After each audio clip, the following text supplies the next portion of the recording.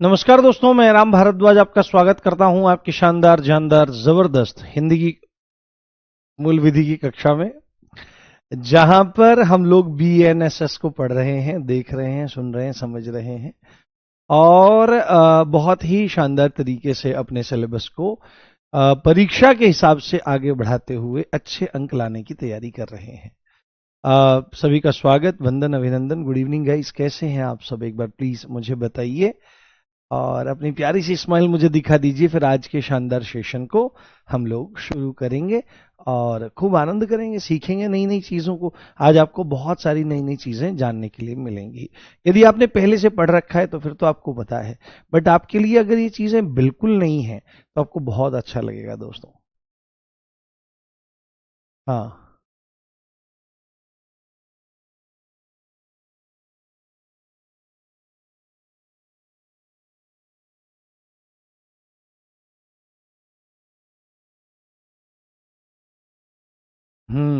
बहुत शानदार। चलिए, बड़ी प्यारी प्यारी आपकी स्माइल आने लगी है।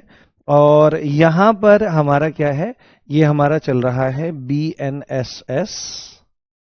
ठीक है, बी एन एस एस को हम लोग डिस्कस कर रहे हैं। और जहां तक आपने कल क्लास 28 बताई थी ना, आज क्लास है 29वीं ना। अब कल को 30वीं क्लास हो जाएगी, 30 क्लास हो जाएगी हमारी। और हमने सबसे मेजर एक्ट कर लिया है। देखो, जितना समय हमने बीएनएस को दिया है ना, एक्चुअल में उतना दिया ही जाना चाहिए था। ठीक है, उतना दिया ही जाना चाहिए था। क्योंकि अगर प्रश्न आएंगे तो भाई साहब, जो नहीं पढ़ के जाएंगे उनकी धज्जियां उड़नी तय है, और नहीं आएंगे तो नहीं आएंगे भाई। देखो, पढ़ा हुआ बेकार तो जाता नहीं है। अब पिछली बार हमने पढ़ाया, उन्होंने नहीं पूछा प्रश्न, पर फिर भी पढ़ना तो पड़ेगा। अगर हम ये देख लें कि इन्होंने 2025 वाले एग्जाम में कोई क्वेश्चन नहीं पूछा है तो, और हम उसको पढ़ाते ही नहीं है, तो भाई साहब बहुत गलत हो जाएगा। सिलेबस में जो चीजें लिखी हैं उनको अच्छे ढंग से पढ़ना, सुनना, समझना, जानना, सीखना जरूरी है। तो कल हम लोगों ने कहां तक समझ लिया था? कल हम लोगों ने समझ लिया था 210, है ना। ओ, ओ मतलब अरे भाई ये क्या हो गया, असंज्ञेय अपराध। तो ये चीजें हमने सीखी थी, जानी थी। और उन्हीं धाराओं के मैंने ये तरीके से आपको बताए थे, जो धाराएं आपकी परीक्षा की दृष्टि से जरूरी हैं, जिनको समझना जरूरी है। हाँ, ठीक है। तो शुरू करें, एक बार थम्स अप करो। शुरू करें आज का सेशन।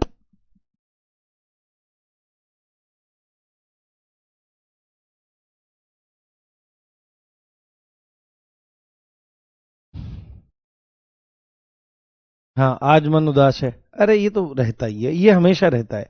देखो, जो मन क्या करता है, मन चाहता है कि हम मस्ती करें, मौज करें, ये करें, वो करें। उसको ये मतलब नहीं है हमारा मतलब क्या होना है, भला होना है, बुरा होना है। बट जब हम मन के खिलाफ जाकर के कोई काम करते हैं तो मन उदास रहता ही है। तो अगर मन उदास है तो इसका मतलब समझो आप सही रास्ते पर हो। पर कोई दिक्कत वाली बात नहीं, कई बार निराशा होती है, हमको भी हो जाती है। मेरे को आज हो रही थी दोपहर में, अभी भी थोड़ी थोड़ी है, फिर अभी ठीक हो गई है। अभी मैं दौड़ने जाऊंगा, अब इसके बाद दौड़ने टहलने जाऊंगा मैं, तो फिर मन ठीक हो जाएगा। इसलिए मैं कहता हूं आपको कि मैंने तो अपना बहुत ज्यादा वजन बढ़ा लिया था और अभी मैं धीरे धीरे उसको कम करने का प्रयास कर रहा हूं।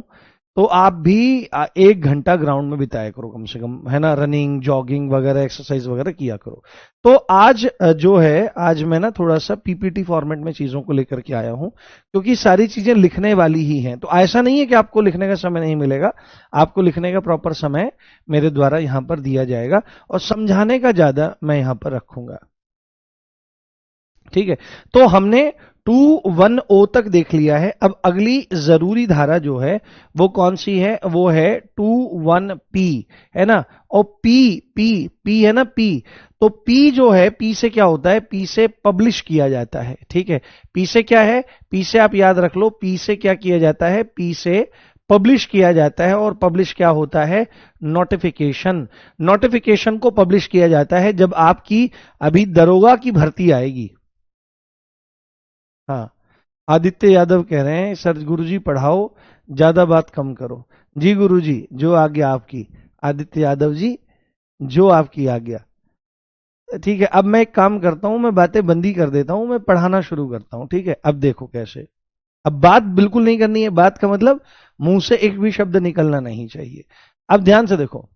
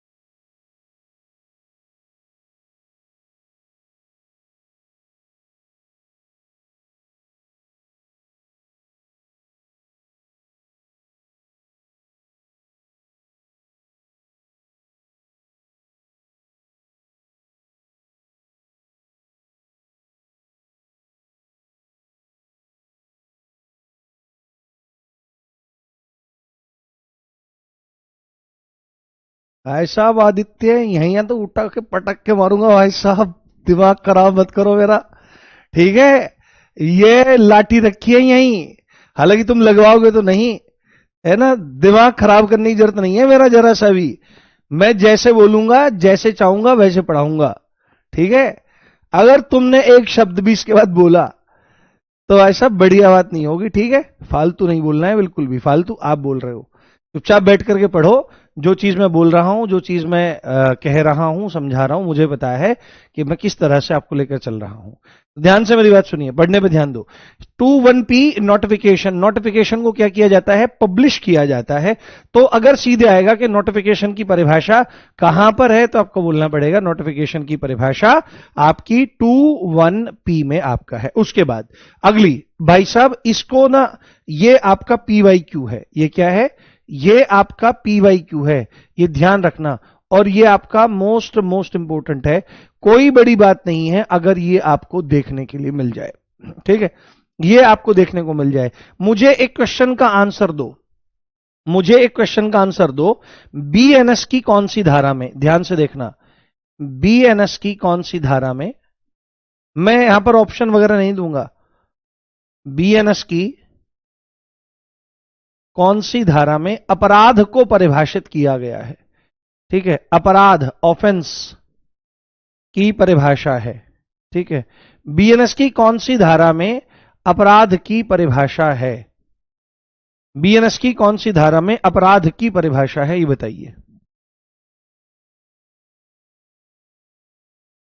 हाँ, BNS की नहीं, मैं लिख के ही पढ़ा रहा हूं बाबू, उसमें कोई दिक्कत नहीं है। ये ऐसे लिखा हुआ है और मैं टाइम आपको उतना ही मिलेगा, उससे कोई फर्क नहीं पड़ेगा। देखो बहुत बढ़िया, शानदार। BNS की धारा कौन सी, BNS की धारा 224 में, किसमें, 224 में अपराध की परिभाषा है। ये आपको बहुत अच्छे से ध्यान रखना है। और यही चीज आपको यहां पर समझ लेनी है कि BNSS की धारा, BNSS की धारा कौन सी, BNSS की धारा 21Q, 21Q में क्या है, 21Q में अपराध को परिभाषित किया गया है। ऐसा एक क्वेश्चन पूछा गया था शायद 2017 में कि आईपीसी और सीआरपीसी होती थी, कि आईपीसी की कौन सी धारा और सीआरपीसी की कौन सी धारा में अपराध को परिभाषित किया गया है। और ऐसे आंसर दे रखे थे जैसे ऐसे बोल दिया जाए, ऐसे जैसे ऐसे ऑप्शन दे दिए जाए कि सेक्शन है ना, ऐसे सेक्शन 224 और यहां पर दे दिया जाए आपका सेक्शन 210, जैसे ऐसे दे दिया जाए। इस तरह के ऑप्शन दे रखे थे, जैसे यहां पर लिख दें 228 और यहां पर लिख दें आपका 21 आपका जे, है ना, इसके इस तरह से ऑप्शन दे रखे थे। उसके बाद दे रखा था 224 ऐसे, इस तरह से ऑप्शन दे रखे थे। और 21Q इस तरह के ऑप्शन थे, और ऐसा ही एक डी ऑप्शन था। तो यानी कि आईपीसी और सीआरपीसी दोनों की धाराएं पूछ रखी थी। तो इस चीज को आपको बहुत ज्यादा ध्यान रखना है, बहुत अच्छे समझना है। यहां पर आंसर क्या हो जाएगा, ये वाला, कि बीएनएस की धारा 224 में अपराध है और आपकी बीएनएसएस की धारा 21Q में ये अपराध, आपकी अपराध को परिभाषित किया गया है। तो यह चीज आपको ध्यान से देखनी है। अब मैं आपको एक बात याद करवाता हूं, कैसे आप इसको याद कर सकते हो कि अपराध, देखो जब कोई व्यक्ति अपराध कर देता है, कोई ऑफेंस कर देता है, कोई क्राइम कर देता है, तो वह व्यक्ति, तो ठीक है, वो तो अपनी मनमस्ती में रहता है या थोड़ा पछताता भी है। सबसे ज्यादा उसके घर वाले पछताते हैं, सबसे ज्यादा उसकी मां पछताती है। और जब वो जेल में जाता है तो उसकी मां उससे जेल में मिलने जाती है, तो एक ही क्वेश्चन पूछती है, बेटा अपराध क्यों किया, क्यों, है ना, पी क्यों, अपराध क्यों किया। बस ऐसे ध्यान रखना है। इसको याद करने का तरीका क्या है, अपराध क्यों किया, अपराध क्यों किया, अपराध क्यों किया, ऐसे याद रख लो इसको आप, बहुत आसानी से याद हो जाएगा। बेटा अपराध क्यों किया, अपराध क्यों किया। हाँ हाँ, ठीक है, बेटा अपराध क्यों किया, तो इसको आप ध्यान रखें, इसको आप समझ करके चलें कि अपराध क्यों किया। तो अपराध की परिभाषा कहां पर है, 21Q में है। और अपराध को हम जान करके आए हैं, ऐसा कोई भी काम जो किसी भी कानून के खिलाफ है या कानून को तोड़ता है वही अपराध कहलाता है। ये यहां लिखा है, ऐसा कोई कार्य या कार्य का न किया जाना या कार्य का नहीं किया जाना जिसे किसी लॉ द्वारा पनिशेबल बनाया गया है, वो अपराध आपका कहलाता है। तो 21P में पब्लिश नोटिफिकेशन है ना, पब्लिश किया जाता है नोटिफिकेशन को, P से पब्लिश नोटिफिकेशन। और अपराध क्यों किया, तो अपराध की परिभाषा है। बताओ यहां तक कोई दिक्कत समस्या तो नहीं?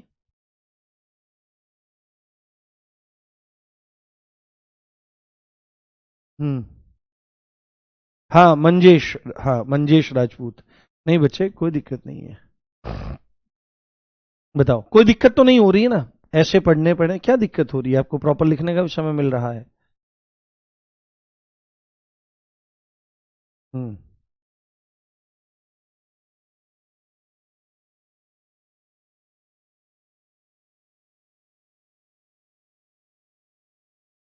बताइए दस जल्दी, फिर आगे चलते हैं।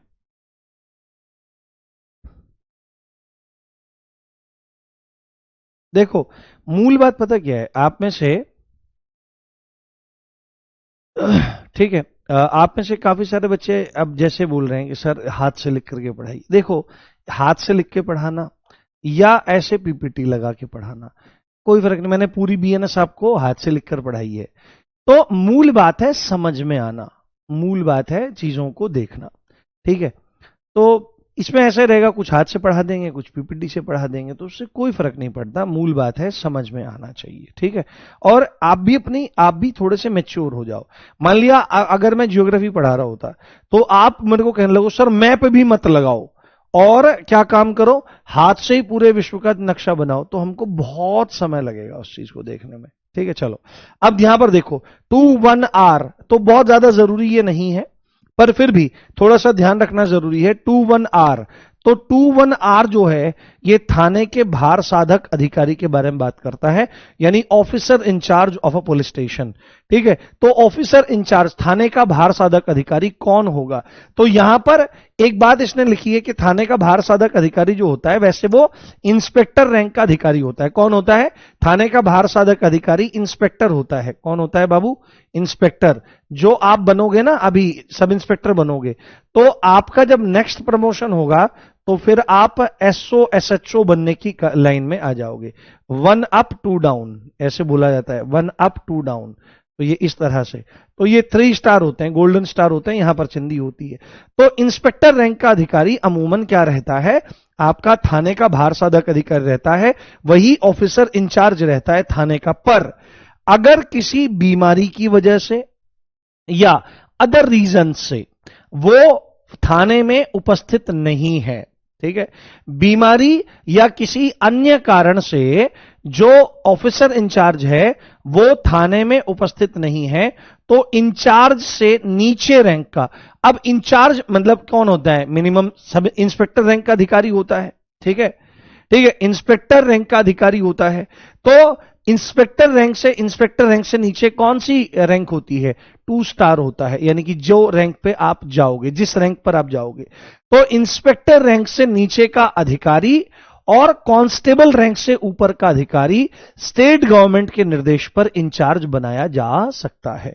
अगर थाने का भार साधक अधिकारी सेक्शन 21R इस बात को बोल रहा है, अगर वो बीमारी की वजह से या अदर कारणों से, अन्य जो कारण है उनसे वो थाने में उपस्थित नहीं है, तो इससे आपके इंचार्ज से नीचे की रैंक के ऑफिसर को आप बना सकते हो, बट वो कांस्टेबल नहीं होना चाहिए, कांस्टेबल से ऊपर का हो सकता है। यानी कि आप सब इंस्पेक्टर को भी बना सकते हो, आप असिस्टेंट सब इंस्पेक्टर को भी बना सकते हो, और बहुत ही ज्यादा अगर मजबूरी पड़ गई तो आप दीवान जी को भी बना सकते हो, बट आप कांस्टेबल को नहीं बना सकते। हेड कांस्टेबल को बना सकते हो बट आप कांस्टेबल को नहीं बना सकते।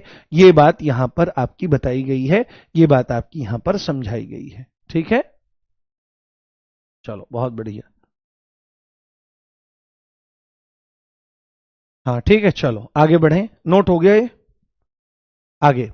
ये तो हमने देखा ही था यहां पर। अगला सीधे आपको याद रखना है 21T। ये क्या है, 21T। हाँ, क्या लिख रहे हो बच्चे? आईपीएस, हाँ आईपीएस तो बहुत ऊपर होता है भाई साहब, इंस्पेक्टर से तो बहुत ऊपर होता है आईपीएस। इंस्पेक्टर से ऊपर सीओ होता है, जो पीपीएस अधिकारी होता है। क्या? जो पीपीएस अधिकारी आपका होता है, कौन होता है? पीपीएस। देखो, सबसे पहले पोस्टिंग होती है कांस्टेबल के रूप में, ठीक है। ये इससे ऊपर जो मतलब भर्ती होती है, सबसे पहले कांस्टेबल होती है, फिर सब इंस्पेक्टर की भर्ती होती है। ये भर्तियों के लेवल हैं। उसके बाद पीपीएस भर्ती होते हैं, पीपीएस, जो क्या बनते हैं? जो आपके डीएसपी बनते हैं। क्या बनते हैं? डीएसपी बनते हैं। और उसके बाद जो भर्ती होती है वो कौन सी होती है? वो यूपीएससी के थ्रू वाली भर्ती होती है। अरे हाँ, वो यूपीएससी के थ्रू वाली भर्ती होती है। कौन सी? जिसमें आईपीएस बनते हैं। तो आप यहां पर देखो, अब यहां पर कांस्टेबल से ऊपर क्या आ जाता है? हेड कांस्टेबल आ जाता है। हेड कांस्टेबल से ऊपर आपका एएसआई आ जाता है, एएसआई। हेड कांस्टेबल से ऊपर एएसआई आ जाता है। एएसआई से ऊपर एसआई आ जाता है। एसआई से ऊपर आपका इंस्पेक्टर आ जाता है। इंस्पेक्टर से ऊपर आपका डीएसपी आ जाता है। और डीएसपी से फिर ऊपर आपका एएसपी और आईपीएस रैंक आपकी चल जाती है। इस तरह का होता है, बहुत ऊपर जाता है वो तो यहां पर आप लिखें सेक्शन 21T, मैं लिख देता हूं सेक्शन 21T। Section 21T। तो टी आपका क्या है? Police report. पुलिस रिपोर्ट अगर पूछा जाएगा, हालांकि नहीं पूछा गया है और पूछे जाने की संभावना भी बहुत ज्यादा कम है, तो आपको सीधे सीधे उसको बताना है कि सेक्शन 21T में पुलिस रिपोर्ट को बताया गया है, समझाया गया है। हम्म।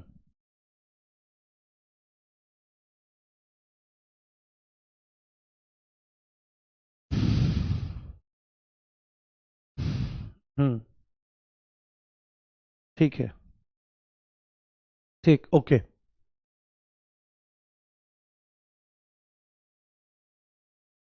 हाँ, पुलिस रिपोर्ट मतलब पुलिस रिपोर्ट बस।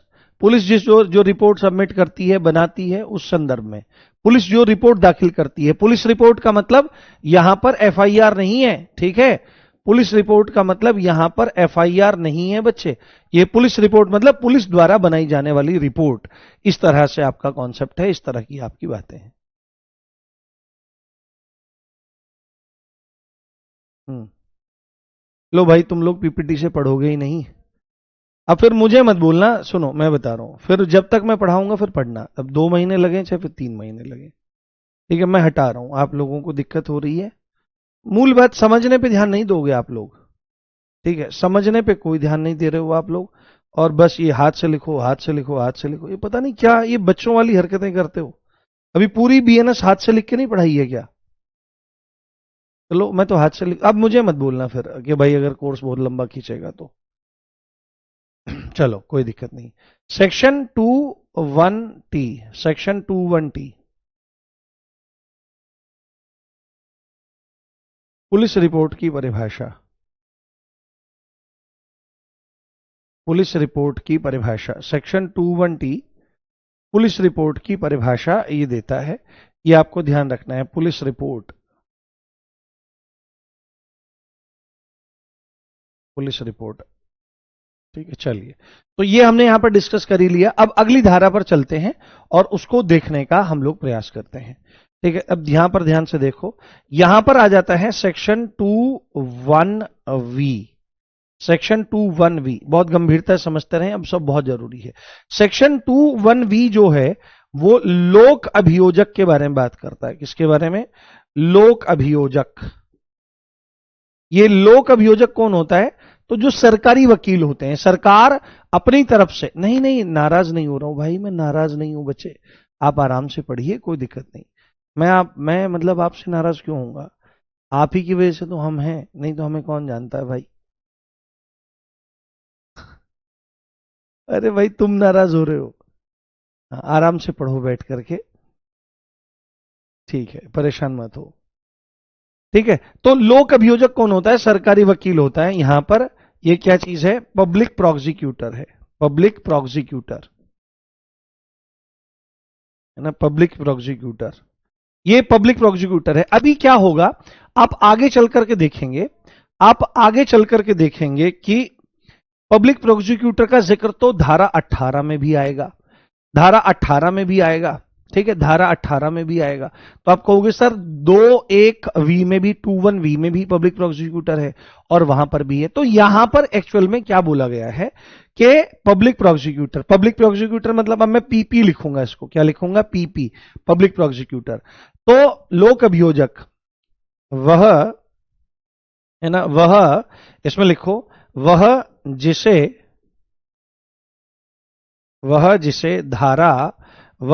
धारा 18 में नियुक्त किया जाएगा, वह जिसे धारा 18 में नियुक्त किया जाएगा। ठीक है, अब जहां पर अगर परिभाषा की बात हो तो परिभाषा यही है कि पब्लिक प्रोसिक्यूटर कौन, जिसे सेक्शन 18 में आगे चल करके अपॉइंट किया जाएगा, जिसे सेक्शन 18 में आगे चल करके अपॉइंट किया जाएगा, वो आपका पब्लिक प्रोसिक्यूटर होता है। और धारा 18 में क्या है, तो अपॉइंटमेंट ऑफ पब्लिक प्रोसिक्यूटर है। ये परिभाषा हो गई, परिभाषा में बोल दिया कि जिसे धारा 18 में हम लोग आगे चल करके नियुक्त करेंगे वो क्या है, वो पब्लिक प्रोसिक्यूटर है। और वहां पर क्या चीज है धारा 18 में, वहां पर अपॉइंटमेंट ऑफ पब्लिक प्रोसिक्यूटर है, यानी कि हां,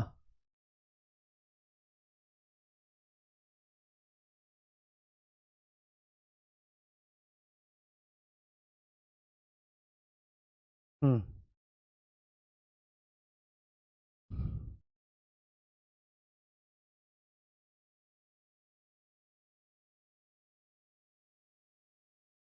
हाँ ठीक है, चलो।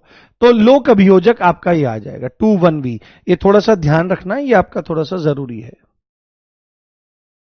ये थोड़ा सा जरूरी है। आगे देखो भाई, आप कमेंट्स में बहुत कुछ लिख रहे हो, अभी पढ़ने पे ध्यान दो, बाद में हम थोड़ी सी बात इस पे कर लेंगे। देखो, टीचर्स बच्चों पे गुस्सा कर देते हैं, ठीक है, टीचर्स बच्चों पे गुस्सा कर देते हैं। तो मैं ऐसा नहीं करता हूं कभी, ठीक है। मैं तो गुस्सा कर, इवन मेरा प्रयास रहता है कि मैं किसी पर भी गुस्सा ना करूं।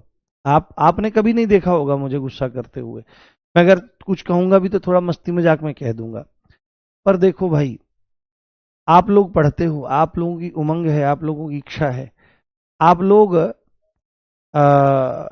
पढ़ने आते हो, तभी तो हमारा भी वजूद है, हम भी तभी पढ़ाते हैं। ये बात है। अगर कोई कहता है कि मैं हूं और मेरी वजह से तुम पढ़ने आते हो, तो वह व्यक्ति अहंकारी है और वह वास्तविकता को नहीं जानता है।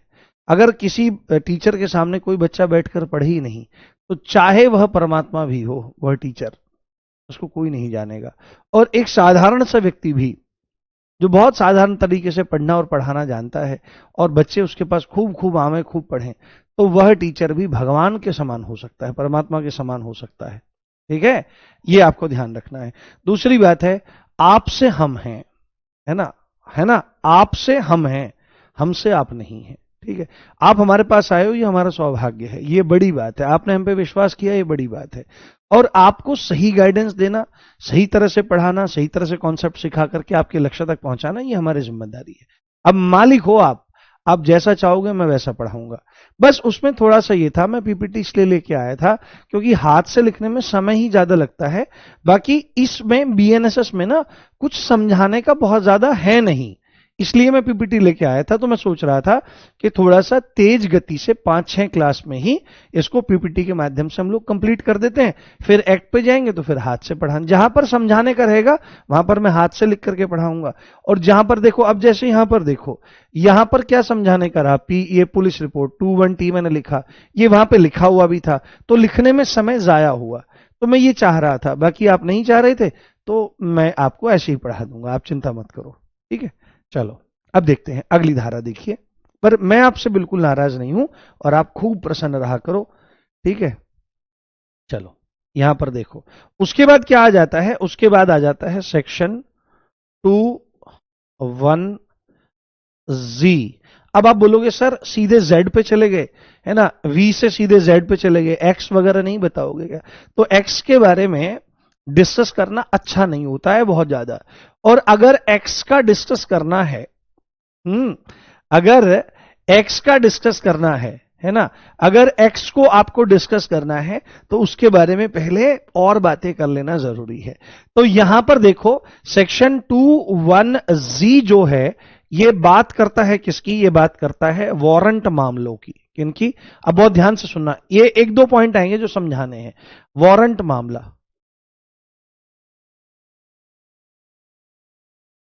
वारंट केस, तो सीधे आएगा पेपर में, बहुत जरूरी है कि वारंट मामला कहां पर बताया गया है।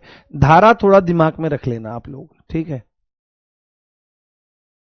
धारा याद रख लेना, धारा याद रख लेना। वारंट मामला तो पेपर में आएगा कि वारंट मामला कहां पर बताया गया है, ठीक है? वारंट मामला कहां पर बताया गया है? तो आएगा 21G में। अब आपके दिमाग में एकदम केस आएगा, जैसे सर आपने बताया कि असंज्ञेय अपराध यानी कि नॉन कॉग्निजेबल ऑफेंसेस, आपने बताया संज्ञेय अपराध यानी कॉग्निजेबल ऑफेंसेस, यानी वो ऑफेंसेस जिसमें पुलिस बिना वारंट के गिरफ्तार कर सकती है वो संज्ञेय अपराध है। जिसमें पुलिस बिना वारंट के गिरफ्तार नहीं कर सकती, नहीं कर सकती, उसमें क्या होता है बाबू? वो असंज्ञेय अपराध आपका होता है। ऐसे ही वारंट मामले के बारे में भी आपको पता होना चाहिए कि किसको वारंट मामला कहते हैं। तो वारंट मामला, मामला मतलब केस, किस तरह के केस? तो वे मामले यानी कि वे केसेस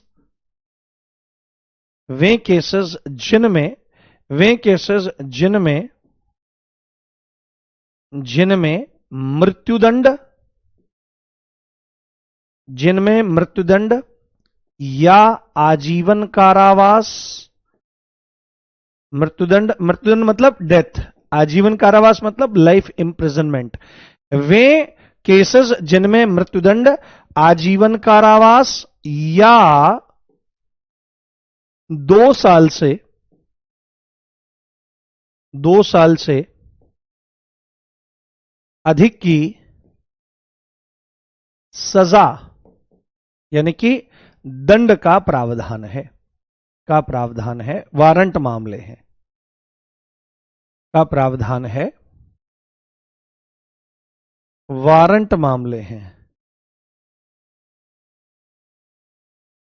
वारंट मामले हैं। यानी कि ऐसे केसेस जिनमें दंड के रूप में या तो डेथ पेनल्टी मिलेगी या लाइफ इंप्रिजनमेंट मिलेगा या 2 साल से ज्यादा की जेल होगी, 2 साल से अधिक की सजा है, दंड है, ऐसे मामले वारंट मामले कहलाते हैं। यह बात आपको ध्यान रखनी है। वे मामले जिनमें डेथ पेनल्टी, लाइफ इंप्रिजनमेंट और 2 साल से ज्यादा की जेल की सजा का प्रावधान है, प्रोविजन है, उसको क्या कहते हैं? उनको वारंट मामला कहा जाता है। और यहीं पर मैं आपको बताऊंगा आपके समन मामले, ठीक है? यहीं पर, क्योंकि पहले इसको समझाना जरूरी था। समन मामलों, अब देखो समन मामले की परिभाषा क्या है? समन मामले की परिभाषा यह है कि वारंट मामलों के अलावा जितने मामले हैं वो समन मामले हैं, ठीक है? यानी कि जिन केसेस में मृत्युदंड, आजीवन कारावास या 2 साल से ज्यादा की जेल की सजा है वो वारंट मामले हैं, और इनके अलावा जितने मामले हैं वो सारे के सारे समन केसेस हैं, समन्स केस हैं, समन मामले हैं। ये बात आपको लिख लेनी है, ये आपको बात समझ लेनी है। जैसे यहां पर परिभाषा आप लिखें सेक्शन 21X, ठीक है? Section 21X।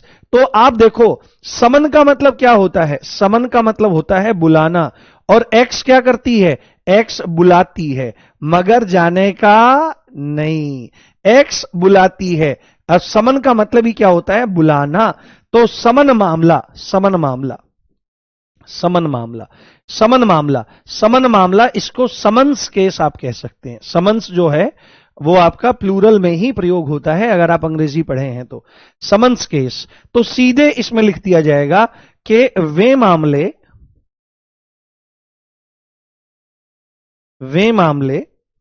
जो वारंट मामलों से अलग हैं, वे मामले जो वारंट मामलों से अलग हैं ना, जो वारंट केसेस नहीं है वही आपके समन मामले हैं। और वारंट केसेस आप लोगों ने समझ लिए हैं तो वो आपको पता लग गया।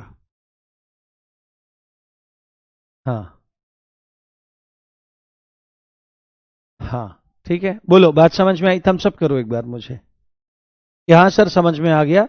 और दोनों ही बहुत ज्यादा जरूरी हैं बाबू, दोनों को ही ध्यान रखना, दोनों ही धाराओं को। तो एक्स का ध्यान रखना, एक्स क्या करती है? बुलाती है। और बुलाने का मतलब क्या होता है? समन करना होता है, समन करने को बुलाना होता है।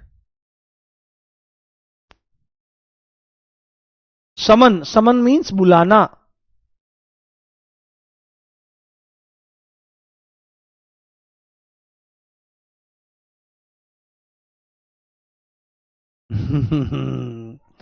जब बात, चलो बहुत बढ़िया, शानदार, जबरदस्त, जिंदाबाद। हम्म, ठीक है, बहुत शानदार। ठीक है, अब लास्ट एक बताएंगे।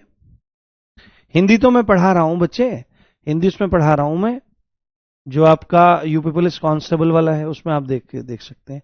हाँ, यूपी जो दरोगा होता है ना, सब इंस्पेक्टर होता है और इंस्पेक्टर भी होता है, इनके जो स्टार होते हैं वो गोल्डन स्टार होते हैं। सिल्वर स्टार किसके होते हैं? डिप्टी एसपी और आईपीएस वगैरह के सिल्वर स्टार होते हैं, उनके अलग स्टार्स होते हैं। और उनके यहां पे पट्टी नहीं होती, यहां पे जो रेड ब्लू पट्टी होती है ना डीएसपी के, वो नहीं होती है। चलो अब आगे, एक मिनट। अरे कहां चला गया भाई ये, कहां गया हमारा लिखा हुआ सब? ठीक है, एक मिनट, ये आपका आ गया। अब ध्यान से देखो, अब आ जाएगा सेक्शन 21Y, क्योंकि हमने एक्स वाई बाद में पढ़ रहे हैं। Section 21Y, section 21Y, section 21Y, Y. तो वाई जो है, सेक्शन 21Y जो है, ये पीड़ित की परिभाषा है। किसकी? ये पीड़ित, पीड़ित यानी कि विक्टिम की परिभाषा है। विक्टिम, विक्टिम की परिभाषा इसमें दी गई है। विक्टिम किसे कहा जा रहा है ये बताया जा रहा है यहां पर। पीड़ित किसको कहते हैं? पीड़ित, विक्टिम किसको कहते हैं?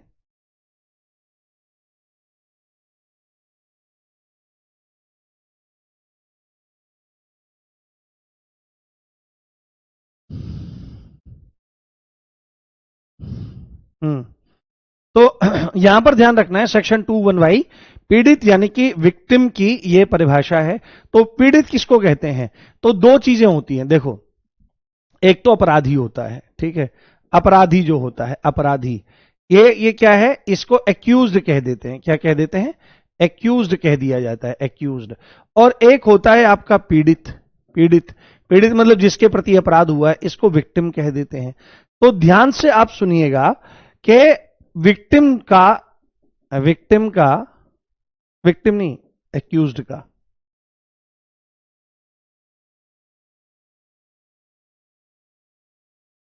एक्यूज्ड का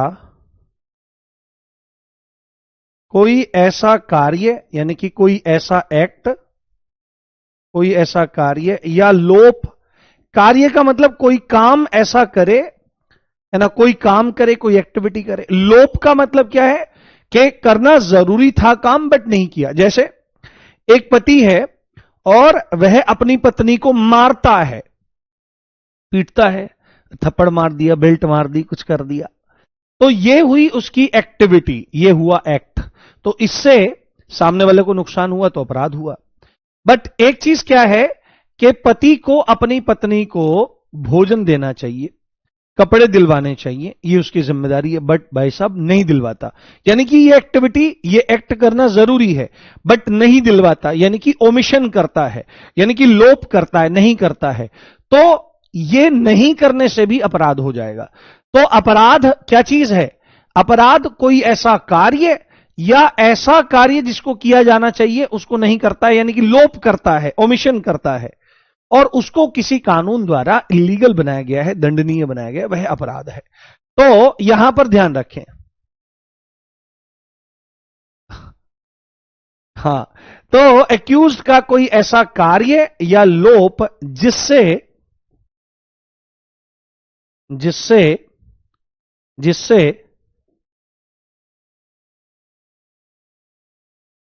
जिससे किसी को हानि हो जाए, जिससे क्या हो जाए? किसी को हानि हो जाए या क्षति हो जाए, हानि या क्षति हो जाए। तो जिससे, तो जिसे हो रहा है, जिसे हो रहा है, तो जिसे हानि या क्या हो रहा है? तो जिसे हानि हो रही है, सीधे सीधे लिखो, जिसे हानि, जिसे मतलब जिसे लॉस हो रहे हैं या जिसे इंजरी हो रही है, जिसे इंजरी हो रही है, वही कौन है? वही विक्टिम है, वही पीड़ित है। हानि का मतलब यहां पर लॉस से है, और क्षति का मतलब यहां पर इंजरी से है। और इंजरी कितने तरह की होती है ना? इंजरी 4 तरह की होती है, हमने पढ़ा था बीएनएस में। हाँ, पीड़ित और पीड़िता में क्या अंतर है? लिंग का अंतर है। पीड़ित पुल्लिंग है, वो पुरुष है, और पीड़िता स्त्रीलिंग है, बस इतना अंतर है बाबू, एक मात्रा का अंतर है। ठीक है, चलो, बहुत बढ़िया। बताओ, यहां तक समझ में आया?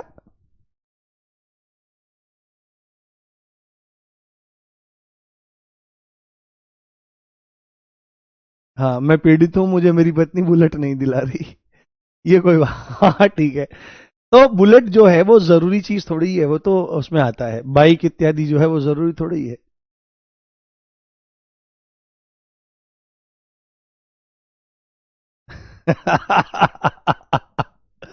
चलो, क्लियर है ना, कोई दिक्कत तो नहीं। तो ये हमने धारा, नहीं, रियल गोल्ड नहीं होता है उनका, कलर गोल्डन होता है भाई, गोल्ड थोड़ी कह रहा हूं कि भाई साहब सितारे बेच दोगे तुम तो, ले भाई सरकार गोल्ड दे रही है, ले नहीं नहीं, खो गए जी वो तो, खो गए जी वो तो। सर आप हंस क्यों रही है भाई, मतलब क्या सर आप थोड़ी सी मैडम हो क्या? हाँ, उसके बाद जैसे अब ये धारा हमारी हो गई पूरी, यहां तक कोई दिक्कत तो नहीं है। हाँ हाँ, बहुत शानदार। अब चलते हैं हम कहां पर? अब हम आगे की जरूरी धाराओं पर चलते हैं, जिसमें सबसे जरूरी धारा कौन सी है? जिसमें सबसे जरूरी धारा है सेक्शन 6। ये ध्यान रखना, ये क्या है? ये दंड न्यायालयों के प्रकार है। यानी कि देखो, न्यायालय भी बहुत तरह के होते हैं, अलग अलग तरह के न्यायालय आपके होते हैं, अलग अलग तरह के आपके कोर्ट्स होते हैं। तो क्रिमिनल कोर्ट्स होते हैं, आपके सिविल कोर्ट्स होते हैं। तो क्रिमिनल कोर्ट्स देखो, दो तरह के न्यायालय आपके बताया जा रहा हूं मैं। ऐसे कोर्ट जिनमें जमीन, जायदाद, प्रॉपर्टी, रुपया पैसा आदि के केसेस सुलझाए जाते हैं। जमीन जायदाद से रिलेटेड केसेस, रुपया पैसा संपत्ति से रिलेटेड केसेस, वो आपके सिविल कोर्ट्स होते हैं, दीवानी कोर्ट होते हैं। और ऐसे अपराध जिनमें क्या होता है, जिनमें आपके किस तरह के आपके आपराधिक घटनाएं होती हैं, जैसे लूट, हत्या, डकैती, मर्डर, चोट वगैरह, इस तरह के जो अपराध जिस कोर्ट में सुने और सुलझाए जाते हैं, न्याय दिया जाता है, उनको क्रिमिनल कोर्ट्स कहा जाता है। क्या? क्रिमिनल कोर्ट्स कहा जाता है, उनको फौजदारी न्यायालय कहा जाता है। ठीक है, यह चीज आप ध्यान रखें। तो यहां पर है दंड न्यायालयों के वर्ग, दंड न्यायालयों के वर्ग, दंड न्यायालयों के वर्ग। वर्ग का मतलब वही उनकी कैटेगरी है ना, वर्ग का मतलब उनके सेक्शंस।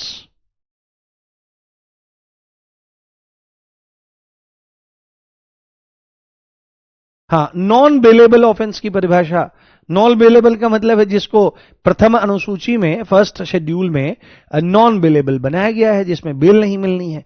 तो यहां पर आपको दंड न्यायालय के वर्ग लिखना है, यानी वर्ग का मतलब क्लासेस, क्लासेस, इसका मतलब वर्ग का मतलब ये classes, classes of criminal codes. ये पेपर में आ सकता है आपके ना, classes of criminal codes, classes of criminal codes. तो कितने प्रकार के दंड न्यायालय होते हैं, कितनी क्लासेस हैं? तो आपको याद रखना है कि दंड न्यायालय की क्लासेस हैं, 4 वर्ग हैं। कितने वर्ग हैं? 4 वर्ग हैं। There are 4 classes of criminal courts, जिसमें सबसे पहले नंबर पर कौन से आते हैं? सबसे पहले नंबर पर कौन कौन से कोर्ट्स आपके क्रिमिनल मामलों की सुनवाई करते हैं? तो इसमें सबसे पहले नंबर पर आपके आते हैं, आपका आता है शेषन न्यायालय। कौन सा आता है? शेषन न्यायालय। शेषन न्यायालय, ये शेषन न्यायालय जो होता है, ये जिले का सबसे बड़ा न्यायालय होता है। इसी को सत्र न्यायालय कहते हैं। इसी को क्या कहते हैं? सत्र न्यायालय कहा जाता है। और बाबूजी, इसी को ही जिला न्यायालय कहते हैं। क्या कहते हैं? इसी को ही जिला न्यायालय कहते हैं। इसी में आपके डिस्ट्रिक्ट जज बैठते हैं। तो सबसे पहले नंबर पर जो आपका सेशन कोर्ट है, वो एक दंड न्यायालय भी है, ये बात आप समझिए। हाँ, समन मामले असंज्ञेय मामलों में आएगा। नहीं बाबू, ऐसा कुछ नहीं है, मैंने ऐसा कुछ नहीं बोला है। सर मेरी वाइफ बहुत गुस्सा करती है, तो चुपचाप सुना करो बैठ करके, भाई यही समाधान है। नहीं तो बिगड़ेगी, लड़ाई झगड़ा होगा। देखो, अगर आप में से कुछ लोग मैरिड हैं और हो सकता है कि पुरुष मतलब पति आप हो और बहुत गुस्सा करते हो, तो बेचारी वो चुपचाप सुनती होगी रिश्ते को बचाने के लिए, ठीक है। और अगर पत्नी बहुत ज्यादा गुस्सा करती है तो पति को बेचारे को सुनना पड़ेगा। तो इसका समाधान यह है कि देखो, अगर बहुत ज्यादा परेशान करती है तो अपनी सासू माँ से शिकायत लगा दो कि ये तो बहुत तबाह करती है मेरे को, बहुत परेशान करती है मेरे को, आप इसको समझाओ, ठीक है। और जिस समय कोई भी बोले, पति बोले या पत्नी बोले, आगे भी ध्यान रखना आप सबका विवाह होगा, उस समय शांत हो जाओ, बोलो नहीं, और चुपचाप ऐसे कान में चुपचाप सुनते रहो, मंद मंद मुस्कुराते रहो, गुस्सा मत करो, उसकी कोई भी बात है चुपचाप सुनो।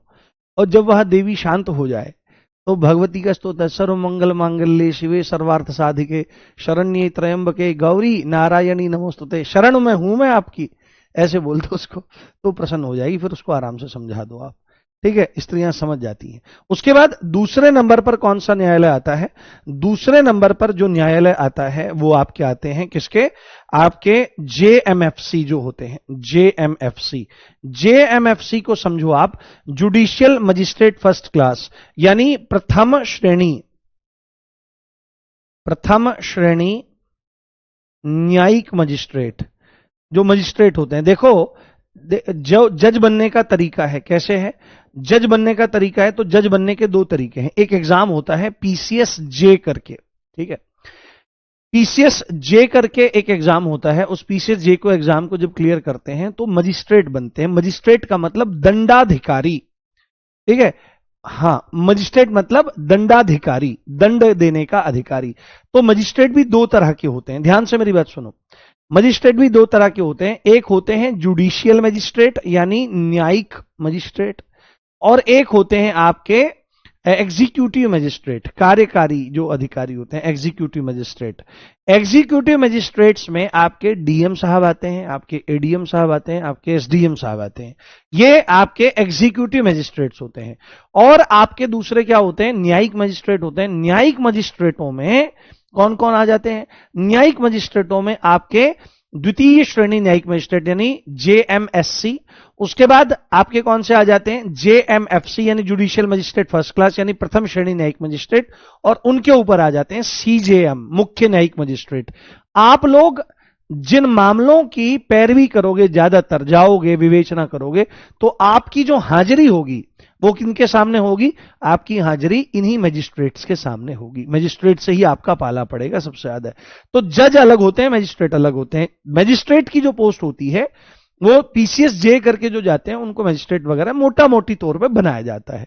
बट जो एडीजे होते हैं, है ना, आपके एडीजे और डीजे यानी डिस्ट्रिक्ट जज, और आपके ये आपके क्या बोला जाएगा, असिस्टेंट तो नहीं बोला जाएगा, वो एक एसोसिएट, एसोसिएट अपर जिला न्यायाधीश जिसको कहा जाता है, 7 साल की वकालत करने के बाद एक एग्जाम होता है एचजेएस का, हायर जुडिशियरी सर्विसेज का, जो उस राज्य का हाईकोर्ट कंडक्ट करवाता है। तो 7 साल की प्रैक्टिस वकालत की करी, उसके बाद एग्जाम दो, उसके बाद जब आप मतलब उसको पार करेंगे तो हाईकोर्ट आपको अपॉइंट करेगा एडीजे के तौर पर या डीजे के तौर पर, और फिर उनकी पावर्स भी ज्यादा होती है। मजिस्ट्रेट छोटे होते हैं, जो जजेस होते हैं एडीजे और डीजेस होते हैं वो आपके बड़ी रैंक्स होती हैं, ये बड़ी पोस्ट होती हैं, हाँ, ठीक है। तो ध्यान रखना है। तो सेशन ये आपके दंड न्यायालयों में, क्रिमिनल कोर्ट्स में आपका सत्र न्यायालय भी है, प्रथम श्रेणी न्यायिक मजिस्ट्रेट का न्यायालय भी है, ठीक है, इनका न्यायालय भी है। तीसरा आपका, तीसरा कहां से लाऊं भाई, तीसरा यहां से लिख देते हैं। तीसरा आपका क्या आ जाएगा? जेएमएससी का न्यायालय भी है। जेएमएससी, जेएमएससी का मींस क्या है यहां पर? द्वितीय श्रेणी, द्वितीय श्रेणी न्यायिक मजिस्ट्रेट का न्यायालय, द्वितीय श्रेणी न्यायिक मजिस्ट्रेट का न्यायालय, न्यायिक मजिस्ट्रेट का न्यायालय, न्यायिक मजिस्ट्रेट का न्यायालय ये भी होगा। और चौथे नंबर पर कौन सा आ जाएगा भाई? चौथे नंबर पर आपका आ जाएगा एग्जीक्यूटिव मजिस्ट्रेट का न्यायालय। किनका?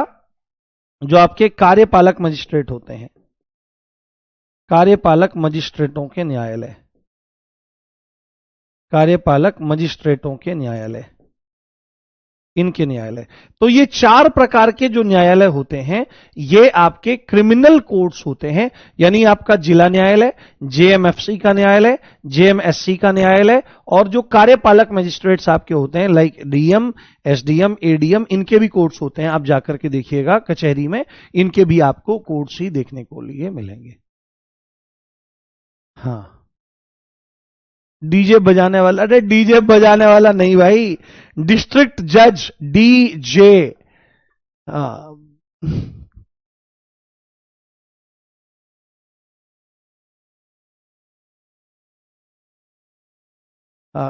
कोई बात नहीं, देखो बदला लेने की भावना मत रखो। कोई कह रहा है कि मैं बदला लेने के लिए पढ़ रहा हूं, तो आप दरोगा बन जाओगे, उससे क्या बदला लिया जाएगा, कुछ नहीं। ठीक है, बताओ समझ में आ गई बात?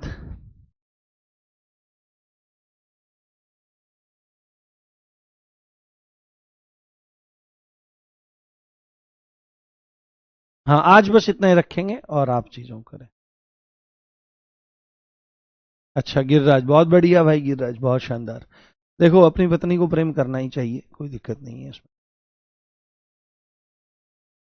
ठीक है, लव यू ऑल गाइस, बस आज के लिए यहीं पर इतना ही रखते हैं, और फिर ऐसे ही कराएंगे, हाथ से ही कराएंगे सब चीजें। कोई बात नहीं, चलो जब आपकी इच्छा है तो ऐसे ही करवाएंगे।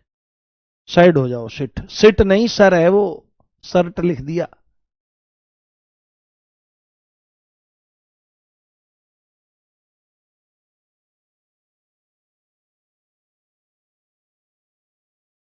हम्म, बताओ कोई दिक्कत समस्या परेशानी तो नहीं? अच्छा एनडी क्लास लग गए, बहुत बढ़िया भाई, एनडी क्लास लग गए तो हरियाणवी।